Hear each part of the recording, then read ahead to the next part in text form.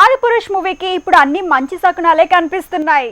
పాటలు పేలాయి, trailer దూసుకెళ్తోంది, బయటంతా positive buzz నడుస్తోంది.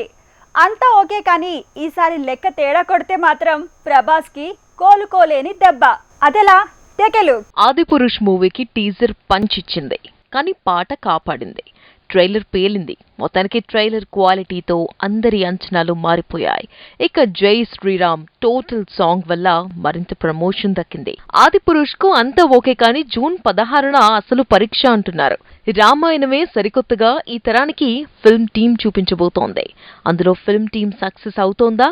Openings రావచ్చు, కానీ తర్వాత అదే జోరు జూన్లో కనిపిస్తోందా?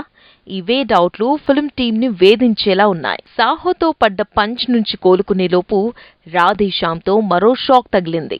అందుకే ప్రభాస్ కి ఆదిపురుష్ చాలా క్రూషియల్. ఇది హిట్ అయితే సీన్ మారుతోంది, లేదంటే ఫ్లాపుల్లో హ్యాట్రిక్ షాక్ తగిలినట్టవుతోంది. ప్రభాస్ కి సాహోతో సగమే కలిసొచ్చింది.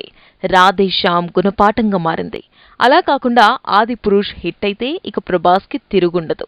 తర్వాత సలార్ వస్తోంది కాబట్టి ఆ మూవీకి ఆదిపురుష్ సగం బూస్ట్ ఇచ్చినట్టు అవుతోంది. ఆదిపురుష్ రిజల్ట్ ఏమాత్రం రివర్స్ అయినా సలార్ మీద ఆ భారం పడుతోంది. తర్వాత వచ్చే రాజా డీలక్స్ కి పంచ్ పడే ఛాన్స్ ఉంది. ఇవన్నీ జరగకూడదంటే జూన్ 16న వచ్చే ఆదిపురుష్ అదుర్స్ అనిపించాల్సిందే.